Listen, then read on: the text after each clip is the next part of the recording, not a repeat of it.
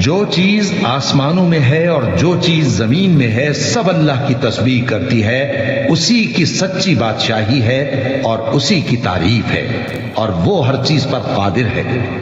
وہی تو ہے جس نے تم کو پیدا کیا، پھر کوئی تم میں کافر ہے اور کوئی مومن، اور جو کچھ تم کرتے ہو اللہ اس کو دیکھتا ہے۔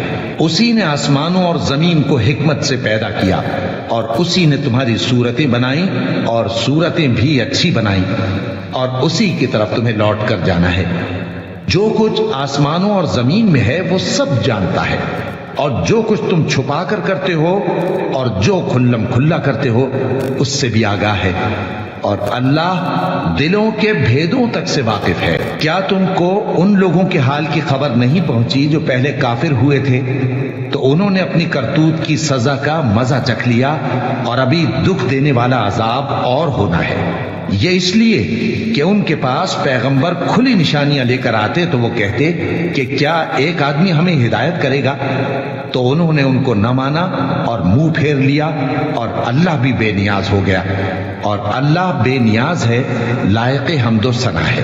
جو لوگ کافر ہیں ان کا اعتقاد ہے کہ وہ دوبارہ ہرگز نہیں اٹھائے جائیں گے۔ کہہ دو کیوں نہیں؟ میرے پروردگار کی قسم تم ضرور اٹھائے جاؤ گے، پھر جو کام تم کرتے رہے ہو وہ تمہیں بتائے جائیں گے، اور یہ بات اللہ کو آسان ہے۔ تو اللہ پر اور اس کے رسول صلی اللہ علیہ وآلہ وسلم پر اور اس نور یعنی قرآن پر جو ہم نے نازل فرمایا ہے ایمان لاؤ، اور اللہ تمہارے سب اعمال سے خبردار ہے۔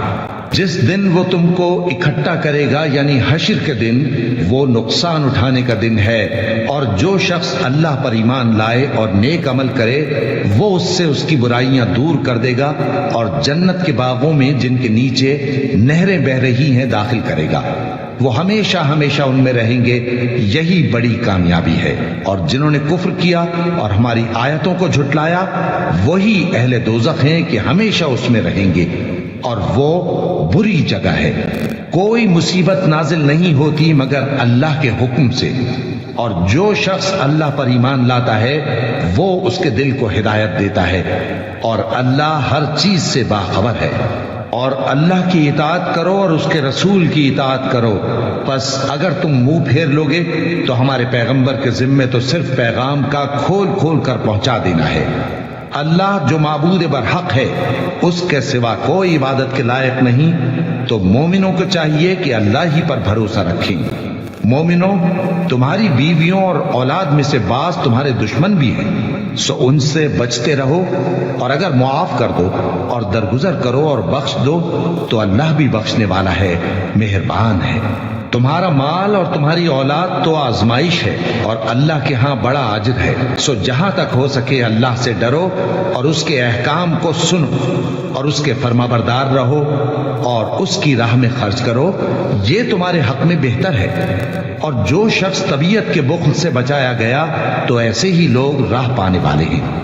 اگر تم اللہ کو نیک نیتی سے قرض دو گے تو وہ تم کو اس کا کئی گنا دے گا اور تمہارے گناہ بھی معاف کر دے گا، اور اللہ قدر شناس ہے، بردبار ہے، پوشیدہ اور ظاہر کا جاننے والا ہے، غالب ہے، حکمت والا ہے۔